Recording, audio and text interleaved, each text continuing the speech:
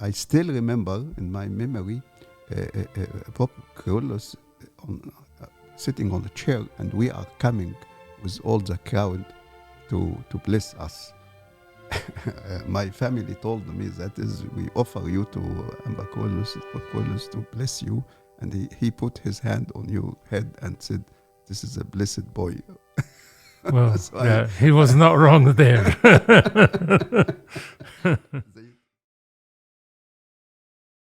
Welcome to Coffee with Bishop Suriel, a podcast for all things Coptic. This is a conversation about authentic Christian faith, Coptic history, patristic writings, the family, arts and music, religious education, youth matters, evangelism, and much more. Bishop Suriel likes his coffee like he likes his conversation, light, sweet, and scorching. We'll be joined by an array of guests who'll share their experiences, their backgrounds, and their insights to bring about an exciting discussion, and we hope you agree. Enjoy the podcast, and please welcome our host, Bishop Suriel.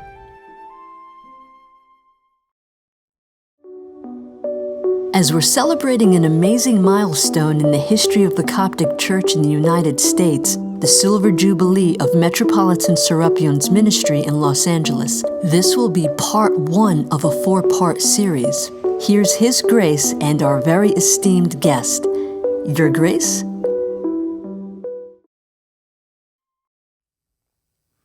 Irini Pasi, peace be with you. Welcome to all of you, wherever you may be right now. And I'm so happy that you have all joined us for these inspirational next 2 episodes. I wish to welcome His Eminence Metropolitan Serapion, the Metropolitan of Los Angeles, Southern California, and Hawaii. Welcome, Your Eminence.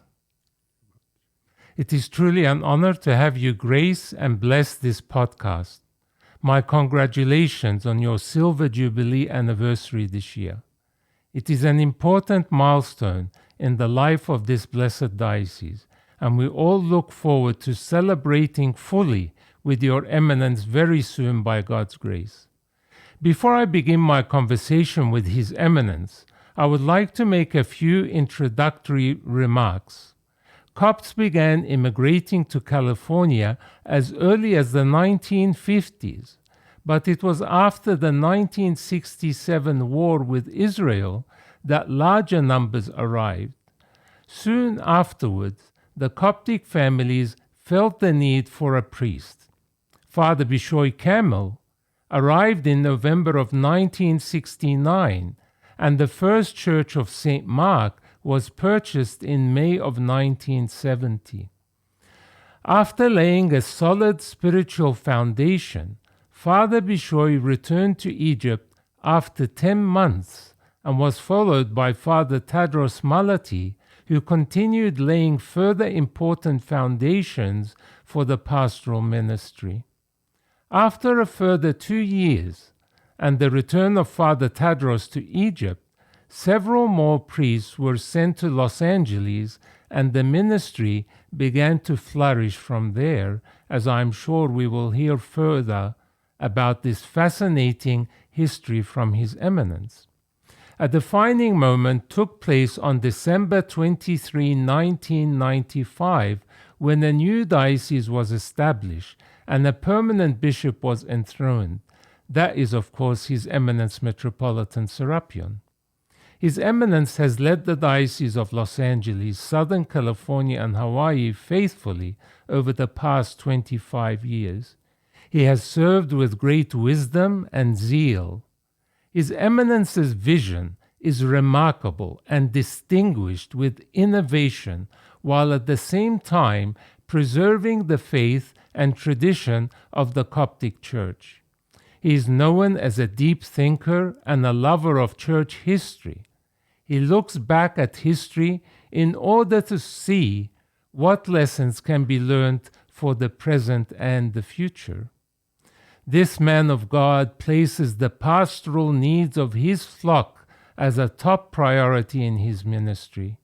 His great emphasis on both religious and theological education is evident. As the former auxiliary bishop in Egypt, for public, ecumenical, and social services, he has not neglected this ministry in Los Angeles. His Eminence established the Department of Diaconia, led by Bishop Abraham, to continue the work in Los Angeles. He also established the Department of Education, led by Bishop Carolus, to advance religious and theological education. Many prefer to speak of achievements such as the number of priests that have been ordained and the number of churches that have been established or built. But I know that His Eminence prefers to speak about matters that he sees are of greater importance, and that is the philosophy behind the ministry in the Diocese of Los Angeles and the vision.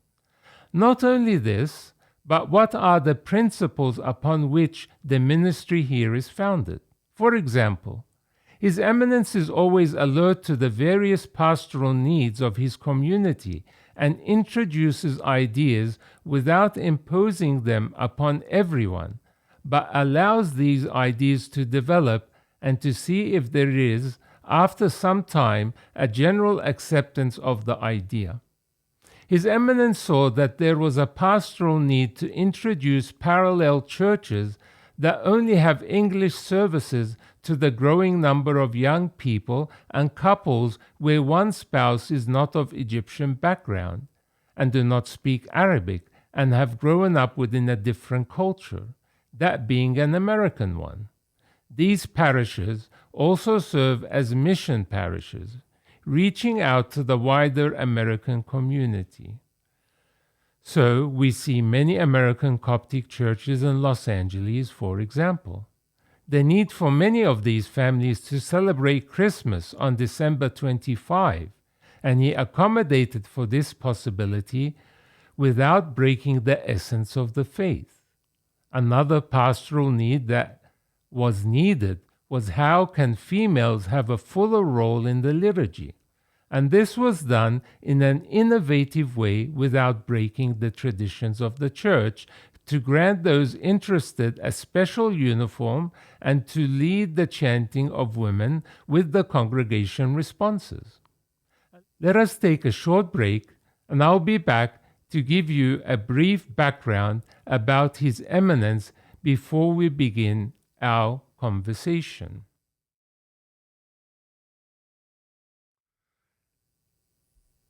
Metropolitan Serapion was born on the 10th of November 1951 in Asyut in Upper Egypt and completed his medical degree at Asyut University in 1976. He was tonsured a monk at St. Bishoy Monastery on August 6, 1979, and subsequently ordained a priest on July 18, 1981. And assigned to serve in Switzerland beginning on December 23, 1983.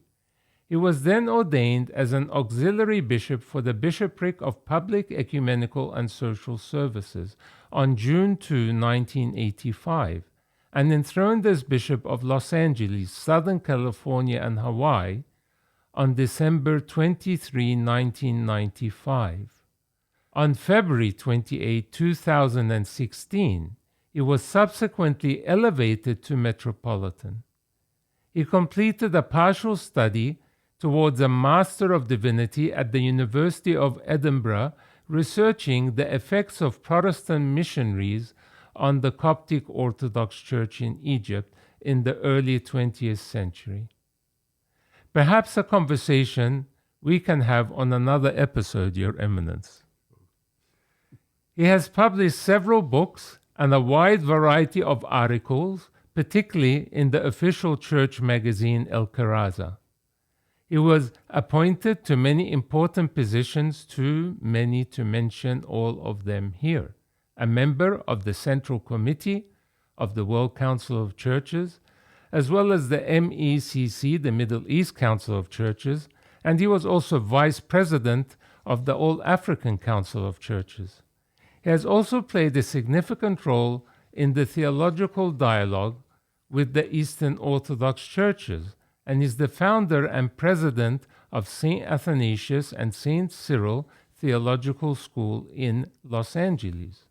And let us take another short break before beginning to delve into the vision and thought of His Eminence. And let us have a look at some of the images from His Eminence's enthronement in December of 1995.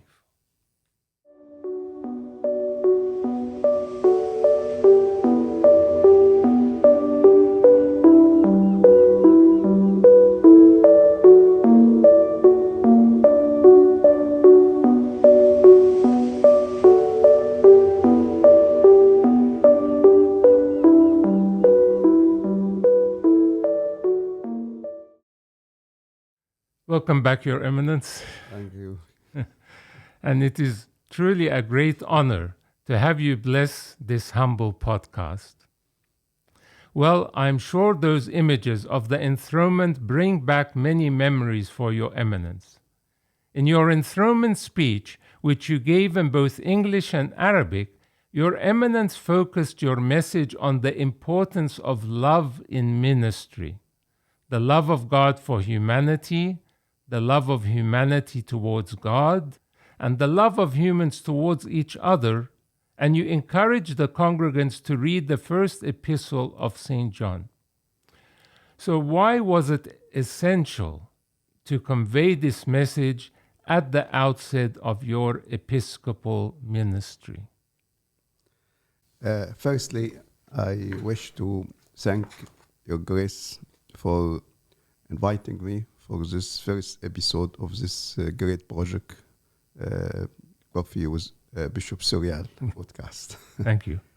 And I feel the importance of this project, which we may speak more in details about it in another occasion. And also, I want to thank Your Grace for your very kind introduction about my weakness. And I very in debt to your love and your support, and also the support of the bishops, Abraham, Bishop Carolus, and all the clergy, and above all the grace of God to help me all through all this time. Thank you, Sayyidina.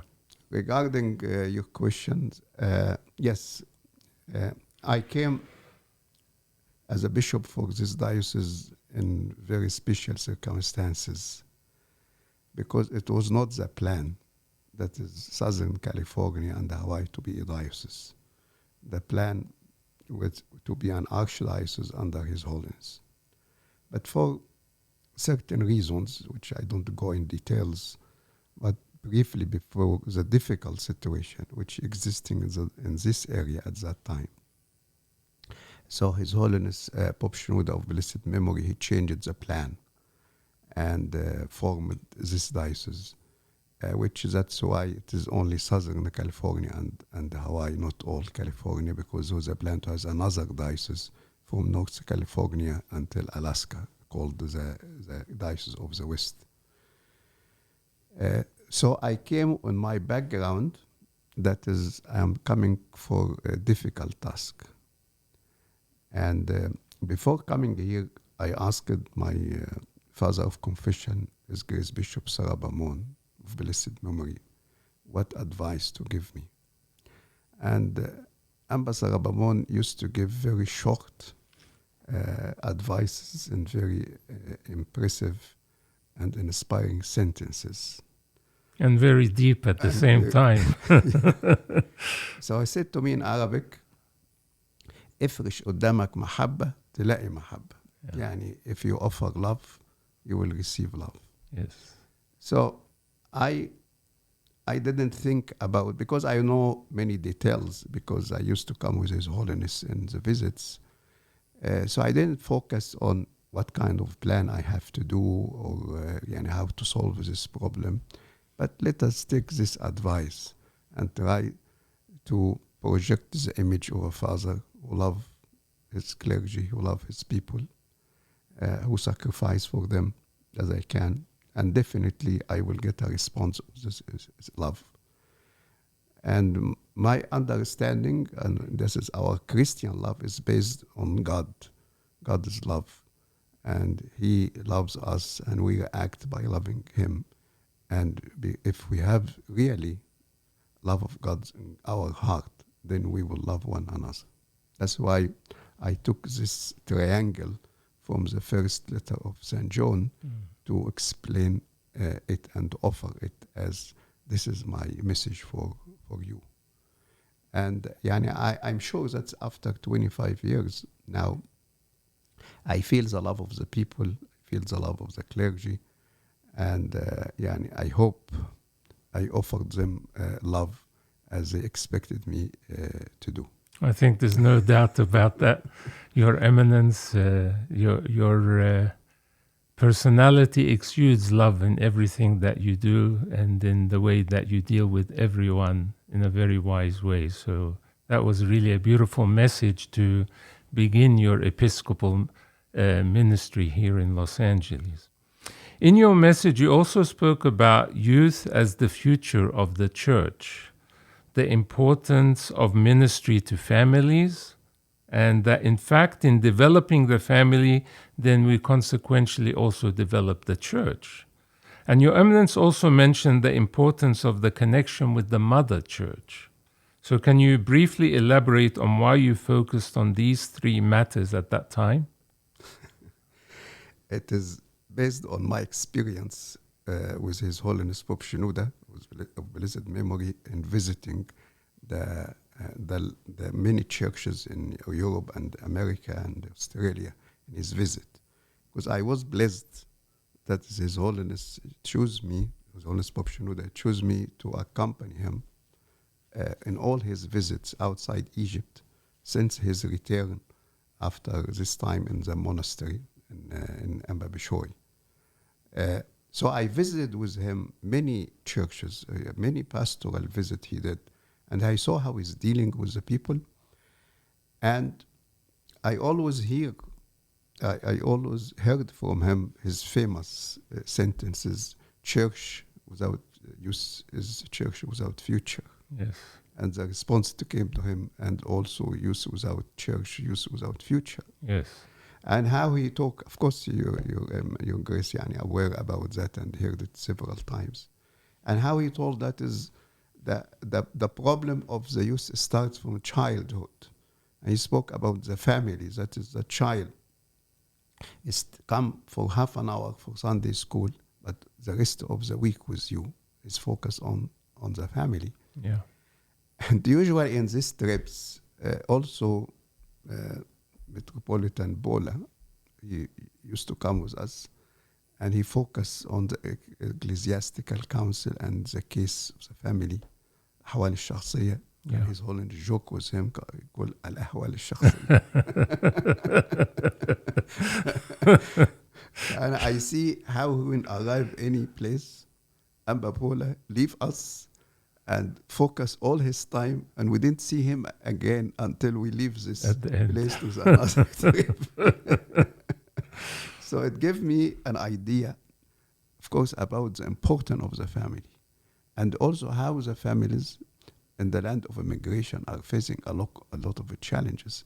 People sometimes feel all that most of the family are broken family, which is not the case. They have very, very many good families. Of course. But of course, I need the focus. And of course, the family is the unit of the church. If you have a strong family, then you have a strong church. Yeah. And no doubt about it. That's why one of the first things which I did when I became the bishop is to form the Diocesan Ecclesiastical Council to deal with the cases at the level of the diocese. And I always joke with them that is, we be successful in caring for the families when we as ecclesiastical council go out of business. That's the hope and dream. Because so long we are active, then we have a problem in caring for the families, because the family coming, because we come with the hopeless cases. Plus for youth also, I have a very good experience in the Bishopric of Social and Communal Services. When I faced, it was also a difficult start there. And most of the senior staff, they resigned. because they used to a certain kind of work. Now it's new things. So I depend on youth. And I start with His Grace Bishop Musa to bring many youth and women. And it will be very successful. That is within a few years. We succeeded to prove in front of all the ecumenical partners who helped us.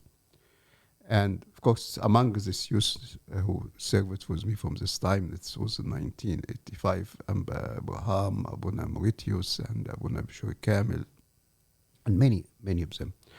And of course, also, I always hear the concern about the churches of Land of Inspiration one day will separate from the mother church. Yeah.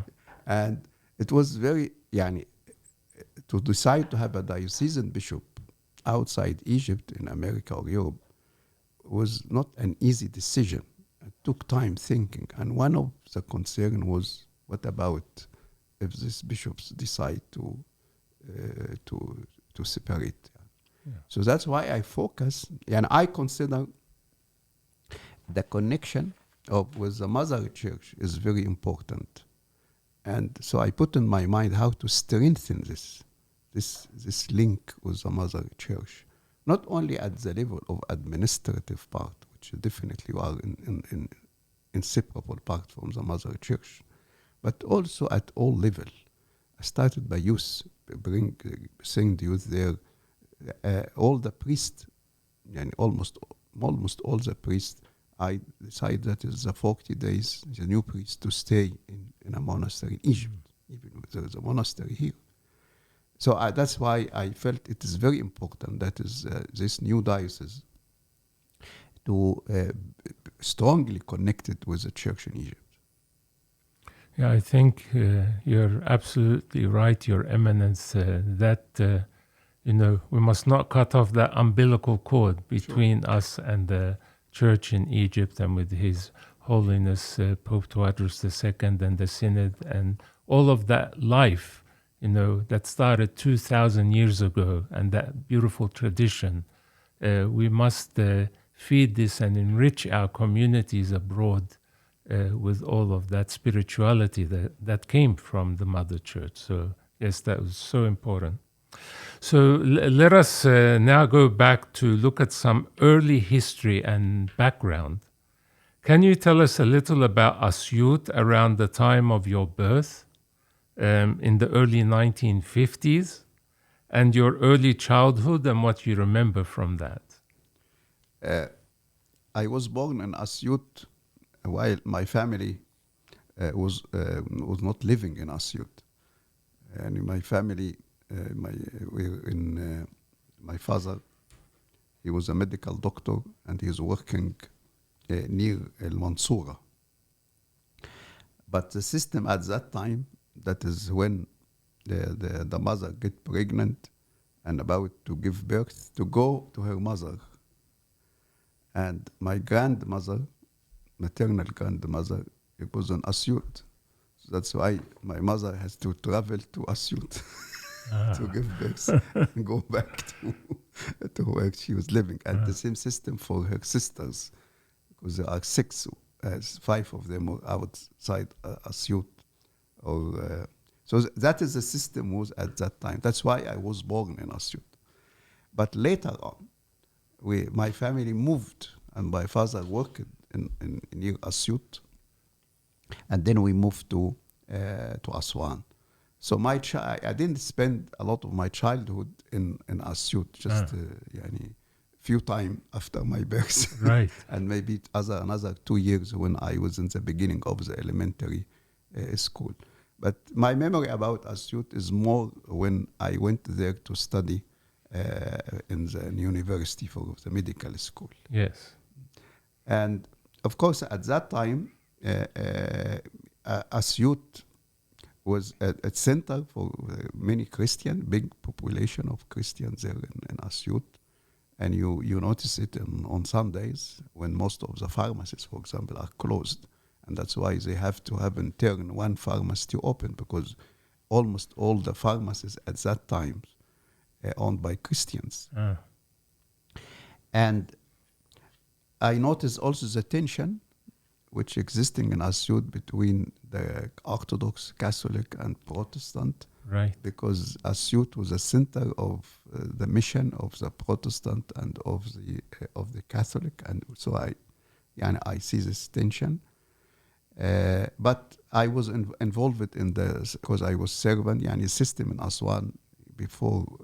At the first year in the high school, we have servant preparation, and we start to serve in the second and third year. High school was 3 years in Egypt. So that's why when I went to Asyut, I started serving, because I already served there. I find also father of confession. So it was a good time regarding the church, and also a good experience this years which I spent in Asyut. And so the earlier years you spent in Aswan then? Yeah, I went in Aswan when I was in the 4th grade of the elementary school.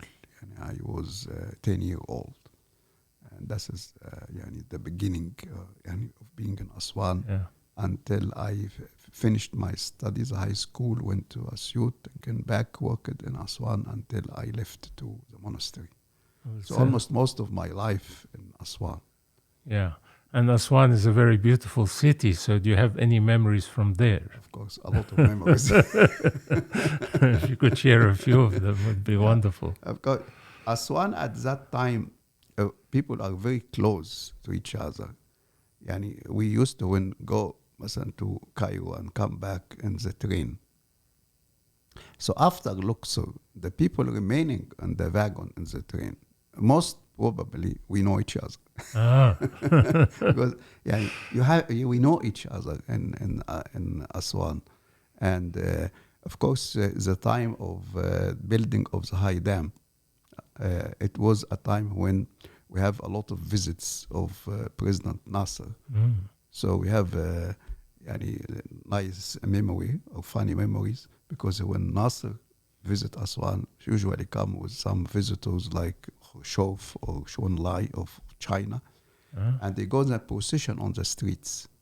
With so we use, when this happened, they bring us from the schools to stand on the streets to greet the presidents and his guests. So it was not a nice day to have a day off. And to see the president. to see the president.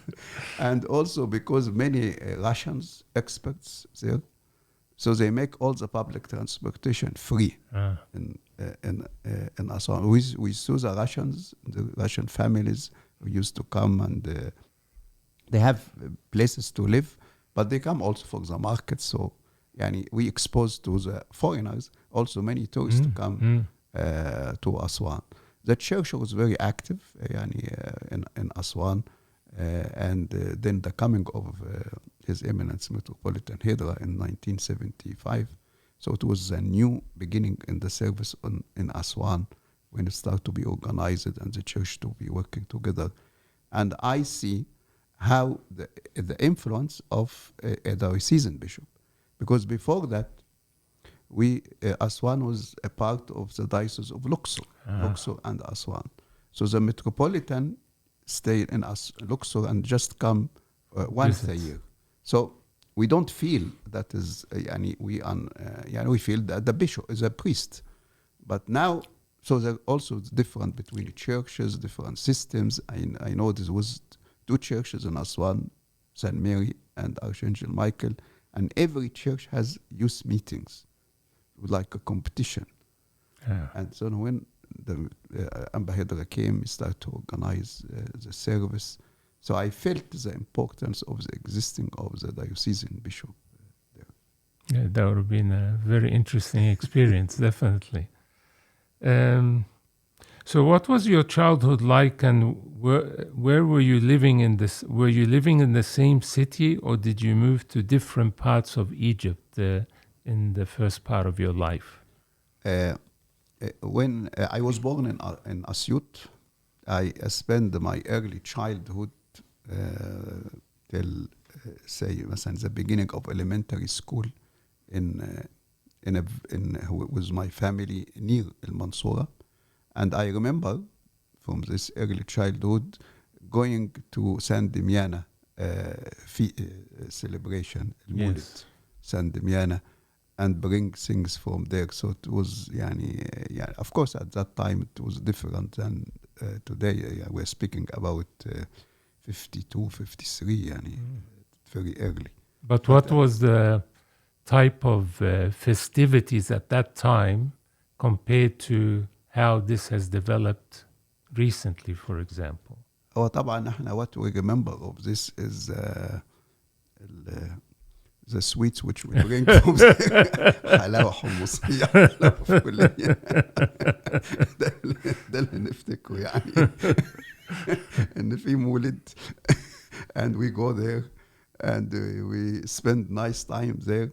We don't stay per night but just visit and come back. My imagination was just a church and there is a liturgy but we don't remember this. One of the keep in memory in Asyut, I just remember now, when His Holiness Pope Kyrillos VI, blessed memory, came and visit Asyut, I think in 1959. And at that time we were in Asyut. And he visited the monastery of St. Mary of Turunka. And my family went there, and I still remember in my memory Pope Kyrillos sitting on a chair, and we are coming with all the crowd to bless us. My family told me that is, we offer you to Pope Kyrillos to bless you, and he put his hand on your head and said, "This is a blessed boy." Well, he was not wrong there. They tell me that way is exaggeration or happened, but definitely I feel the blessing. But I remember this. I still remember in my memory this visit of Pope Kyrillos to Asyut. That would have been a very special blessing indeed. Yeah. Could you tell us a little bit about your family, your parents, your brothers, sisters? We're getting a little bit personal. No problem. My father, he passed away. He was a medical doctor. He loved medicine, and I learned from this. And also, he was very, he took medicine as a mission. And that's why he was famous by loving the poor people and serving them, and even to buy for them the medication if they can. My mother, she dedicated all her life to serve us and bring us in the right way. So because we are 7, so 6 boys and 1 girl. I am so. Imagine to have 7 children, and it's a big job. Full-time mother. It is a job in itself. And are any of them here in Los Angeles? 4. They're working here.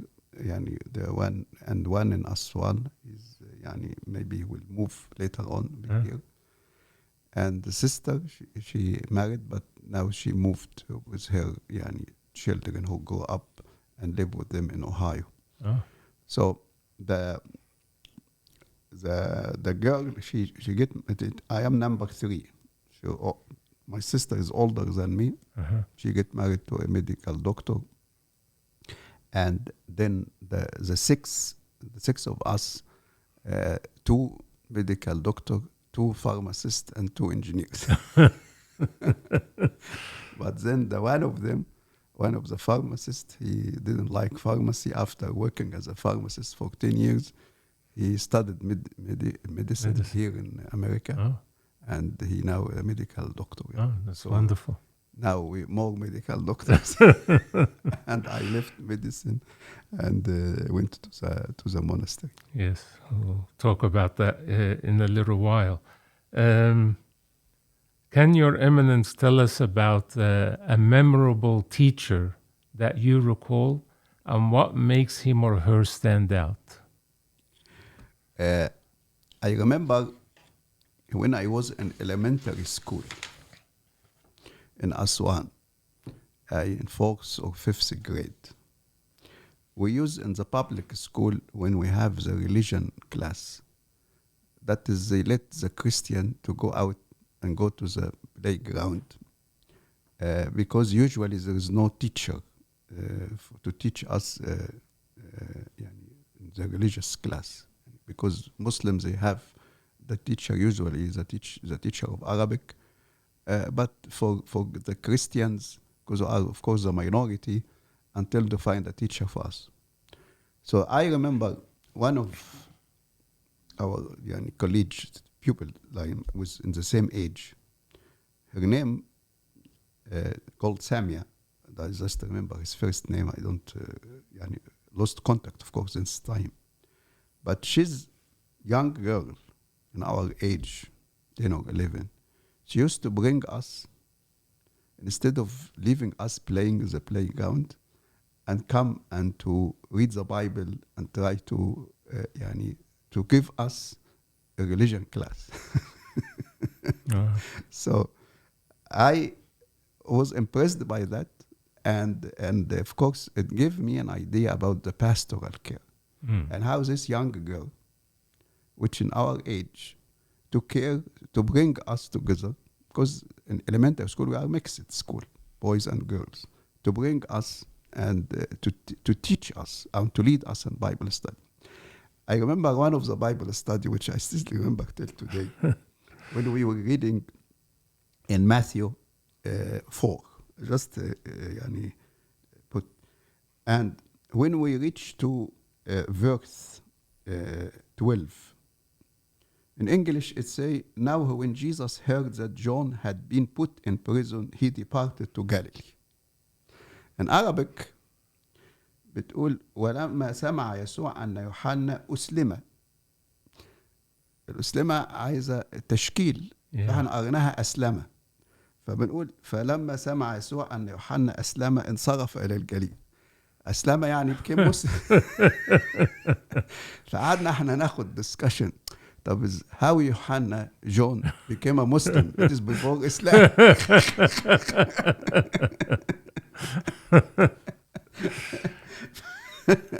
فطبعا ما عرفناش نحل المشكلة دي، بس يعني شوف مثلا this happened maybe in 64, 65, 1965. يعني I still remember يعني how we stuck in this question.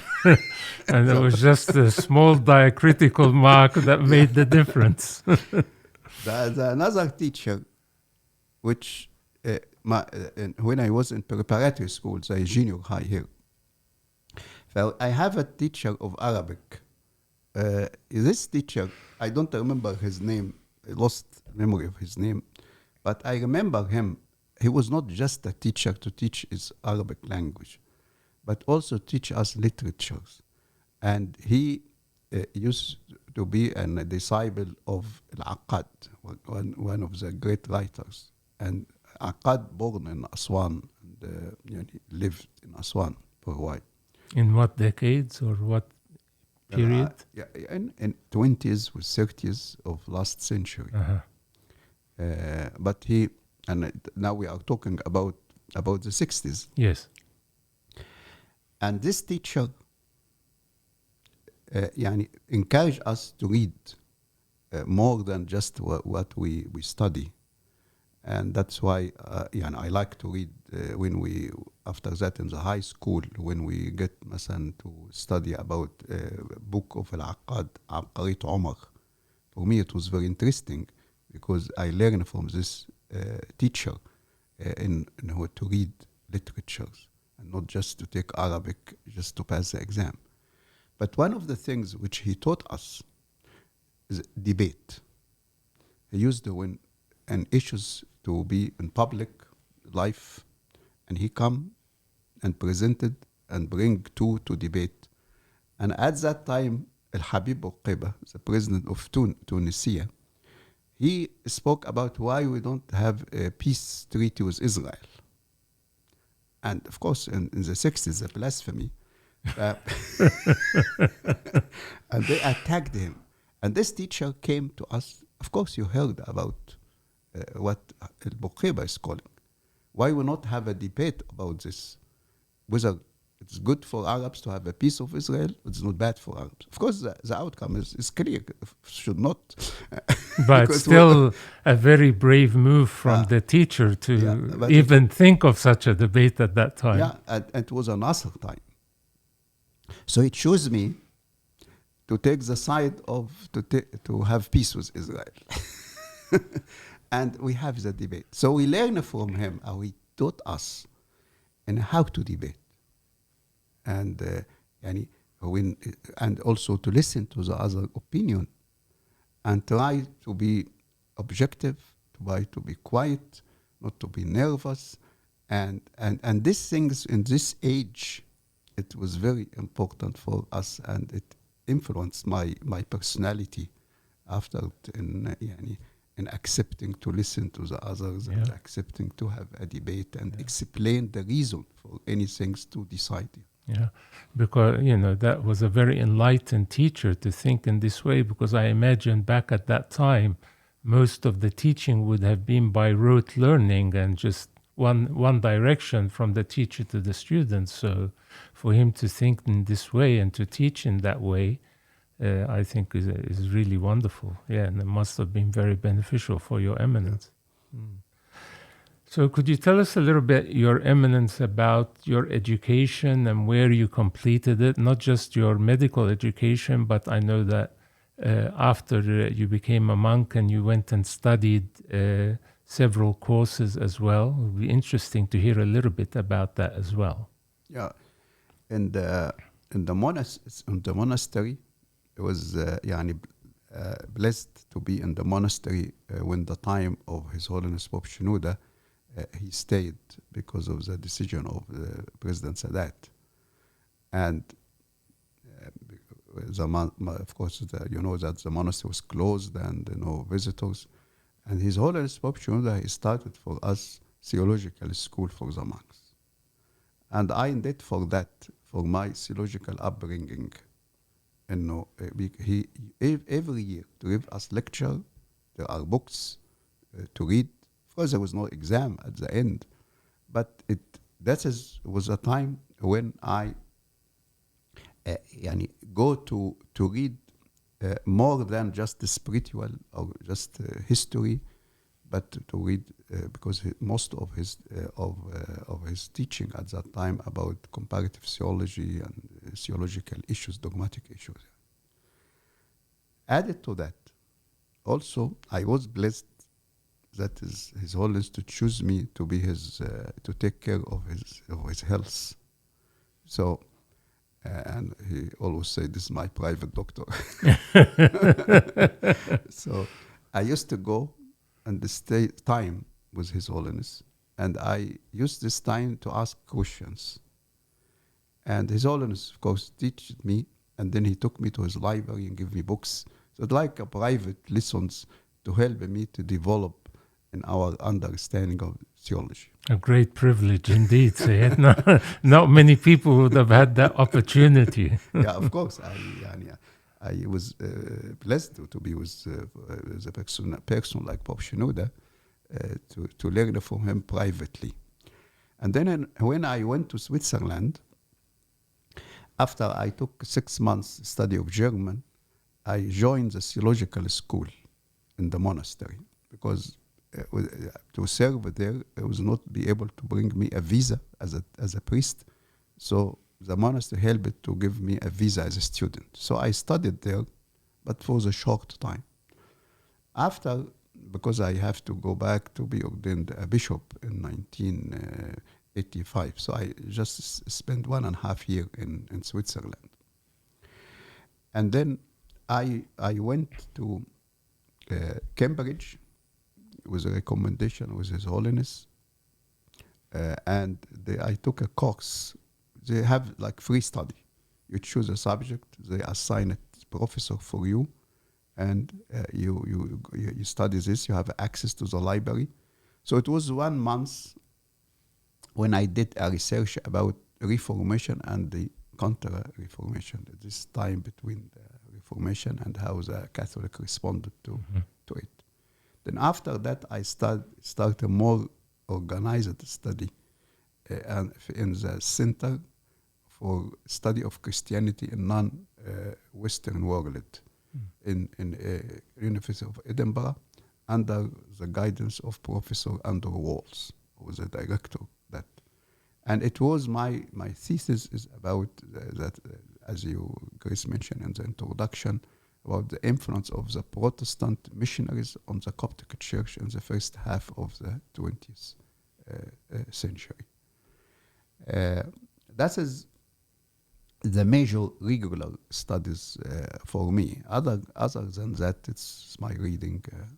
And you're very well read, Your Eminence. We know that very well, and especially in theology and in the history of the Church, and how you apply this practically in the modern period is really very interesting to learn more about.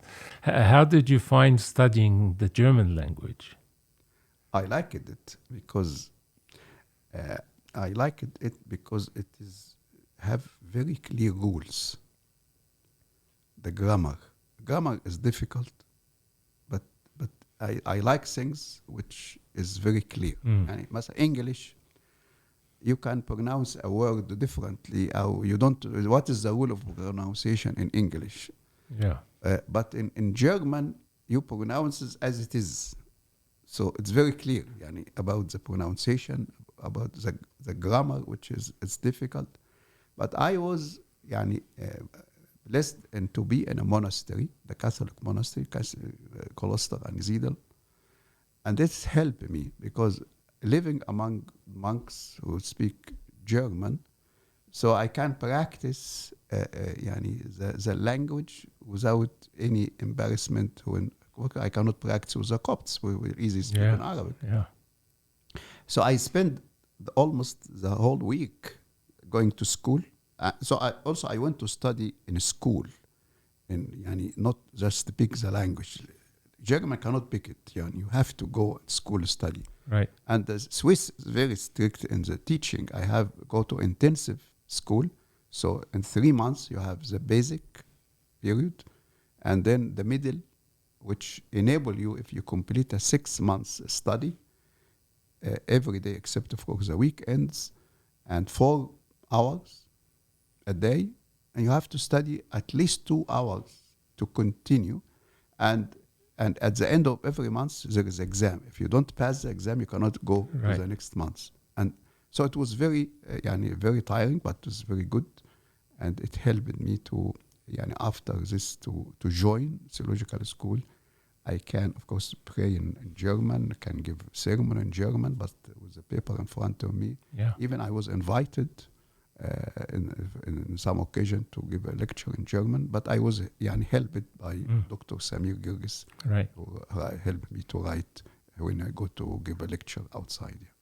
And German is a very important language for Coptic studies as well, because so much research has been done in the German language about Copts and their history and culture and theology. So, and have you still been able to continue speaking in German? No, because after, I just stay 1.5 years, and after that, I was a bishop of communicable, so I have to use English more. Yes. German is not used, and so on.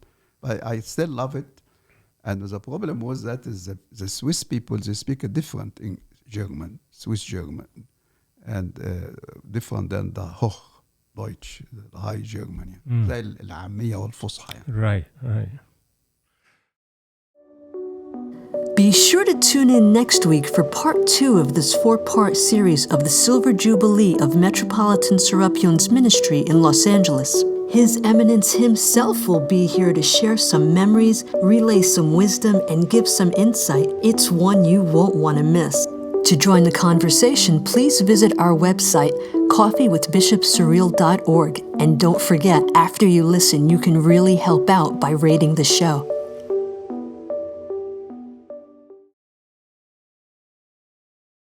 Thank you for listening to Coffee with Bishop Suriel, a podcast for all things Coptic.